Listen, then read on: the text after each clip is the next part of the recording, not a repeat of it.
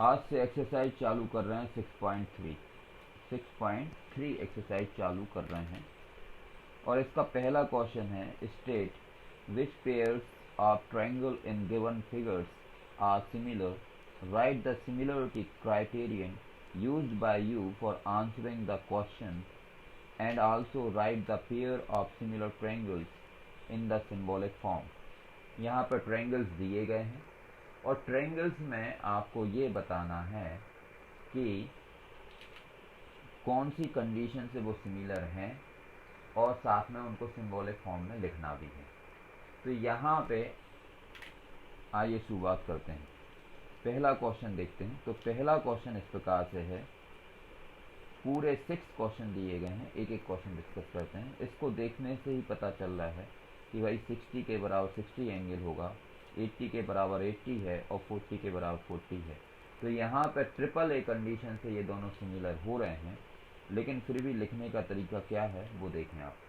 यहाँ पे आप इसको ऐसा लिख सकते हैं, angle A B C is equal to angle A B C, angle A B C is equal to P Q R is equal to angle P Q are.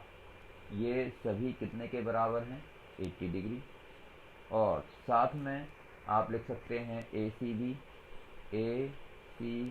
B.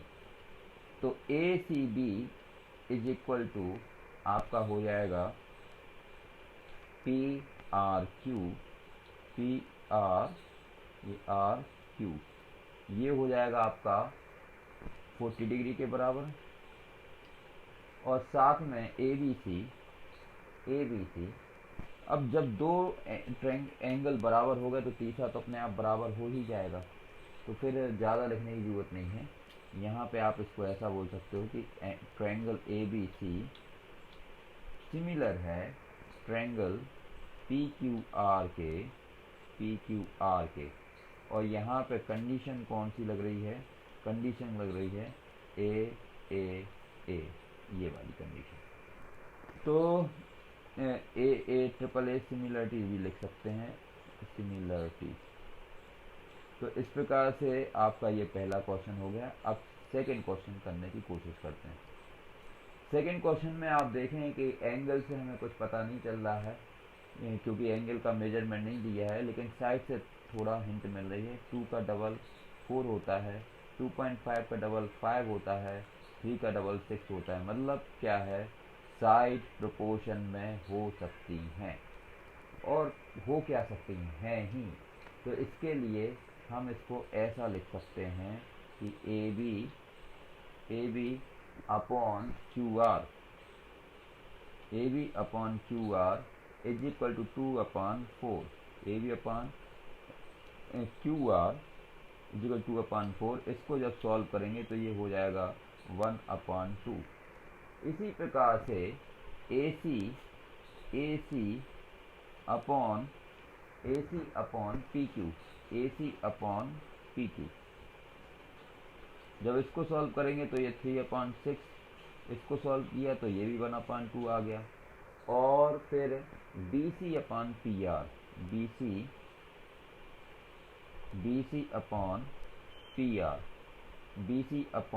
Are, तो यहाँ पे हो जाएगा आपका बी सी 2.5, ये 2.5/5। जब इसको solve करेंगे तब भी ये 1/2 आ जाएगा। तो इस प्रकार से सभी साइड प्रोपोर्शन में हैं। तो हम यहाँ ट्रिपल एस सिमिलरिटी बता सकते हैं, ट्रिपल एस सिमिलरिटी से बता सकते हैं इसको। देखिए, तो यहाँ पे आप लिखने का तरीका ये रहेगा कि इसको आप ऐसा लिखें कि यहाँ पे ये A B upon Q R is equal to A C upon P Q is equal to B C upon P R is equal to 1/2। तो यहाँ पे आप इसको लिख सकते हैं कि ट्रायंगल ए बी सी ये सिमिलर होगा ट्रायंगल क्यू पी आर, और कंडीशन हो गई आपकी ट्रिपल एस, ये ट्रिपल एस कंडीशन। इसके बाद में क्वेश्चन नंबर 3 पर फोकस करते हैं। क्वेश्चन नंबर 3 पर फोकस करते हैं। यहाँ पे यहाँ पे अच्छे से लिख देते हैं, ये ऐसा है, सिमिलर का साइन ऐसा। अब क्वेश्चन नंबर 3 पर फोकस करते हैं। क्वेश्चन नंबर 3 इस प्रकार से देखें तो यहाँ पे एंगल से कोई हिंट नहीं मिल रही है। साइड का मेजरमेंट दिया है, लेकिन 2 का डबल 4 होता है, ठीक है, 3 का डबल 6 होता है, ठीक है, लेकिन 2.7 का डबल 5 नहीं होता है। तो साइड से भी कोई हिंट नहीं मिल पा रही है कि ये प्रोपोर्शन में है नहीं है। तो इसलिए हम इसका आंसर क्या हो जाएगा, इसका आंसर हो जाएगा सीधा सीधा नो। इसके बाद में क्वेश्चन नंबर 4 पर फोकस करते हैं। क्वेश्चन नंबर 4 में ये आपके सामने दो ट्रायंगल दिए हुए हैं, और इन दोनों ट्रायंगल में अब आप देखें कि आपको पहले ही बताया है कि अगर दोनों ट्रायंगल को आप कॉन्ग्रुएंट भी प्रूव कर देते हो तो फिर वो सिमिलर तो होंगे ही। तो आप देखें इन triangle A B M N L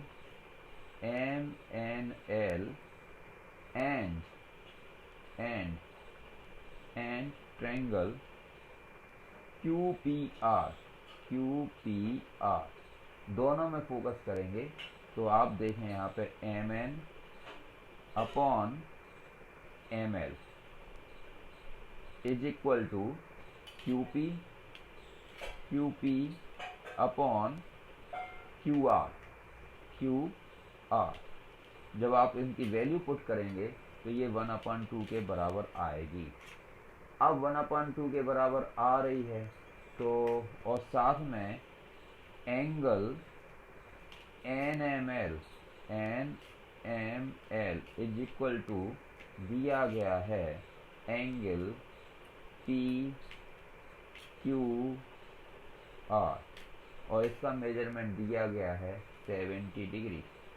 तो ये भाई आपका ये एंगल बराबर है ये वाला, और ये 5 का डबल 2.5 और ये 5 है, तो इसमें 1 और 2 का रेशियो बन रहा है।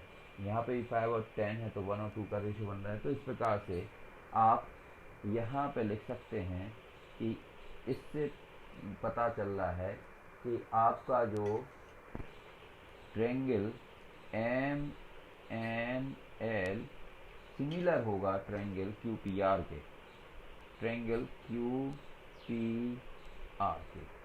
और जब क्यू पी आर के बराबर होगा तो इसमें आप कंडीशन लिखोगे साइड एंगल साइड। और इस प्रकार से आपका ये 4th क्वेश्चन भी हो गया। आप क्वेश्चन नंबर 5 पर फोकस करते हैं। तो क्वेश्चन नंबर 5 पे फोकस करते हैं। तो क्वेश्चन नंबर 5 इस प्रकार से है। अब आप देखें यहाँ पे साइड तो प्रोपोर्शन में नहीं है, क्योंकि हमें ये साइड प्रोपोर्शन में नहीं लग रही हैं, क्योंकि हमें इस साइड का मेजरमेंट नहीं पता है। साथ में एंगल ये 80 है, ये भी 80 है, ठीक है, लेकिन यहाँ पे 2.5 और यहाँ 3 है, तो इनमें भी कोई रिलेशन नहीं बन रहा है, और यहाँ 5 और 6 में भी रिलेशन नहीं बन रहा है। तो यहाँ पे ये पहली नज़र में देखने से ही पता चल गया है कि ये सिमिलर नहीं है। तो इसका भी आंसर हो जाएगा सिंपल नो। अब इसके बाद में क्वेश्चन नंबर 6 पर फोकस करते हैं। क्वेश्चन नंबर 6 पर, तो क्वेश्चन नंबर 6 पर आप फोकस करेंगे तो वो क्वेश्चन नंबर 6 इस टाइप से रहेगा।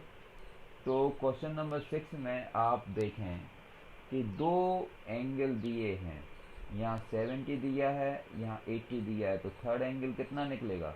आप इन दोनों थर्ड एंगल पता चल जाएगा आपको, ये 30 ही निकलेगा, ये 30 निकलेगा। क्यों? क्यों निकलेगा 30?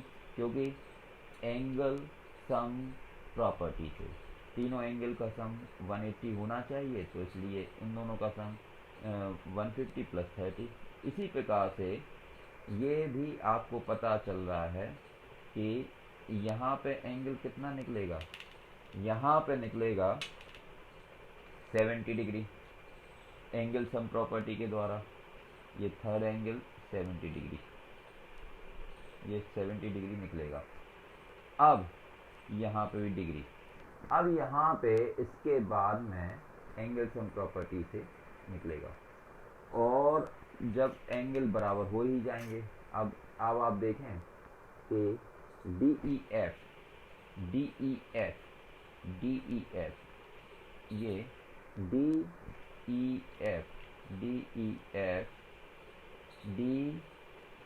DEF is equal to angle DEF के बराबर होगा एंगल PQR,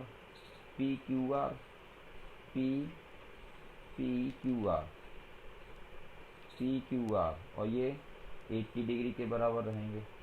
और इसी प्रकार से आपका DFE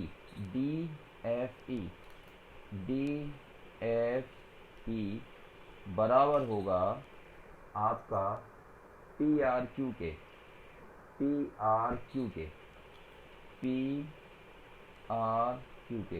ये 30 डिग्री के बराबर। जब दो एंगल बराबर हो गए, तीसरा अपने आप बराबर हो ही जाएगा। इसलिए हम यहाँ पे लिख सकते हैं देयरफॉर ट्रायंगल DEF सिमिलर है ट्रायंगल PQR के। और कंडीशन लगाना पड़ेगी, AAA लगा दें या AA सिमिलरिटी लगा दें, AA सिमिलरिटी, क्योंकि दोनों एक ही हैं। क्योंकि जब दो एंगल बराबर होते हैं तो तीसरा एंगल बराबर हो ही जाता है। इस प्रकार से आपका ये पहला क्वेश्चन कंप्लीट हुआ। आई होप समझ में आया होगा। बाद के क्वेश्चन बाद के वीडियो में करेंगे। Thank you.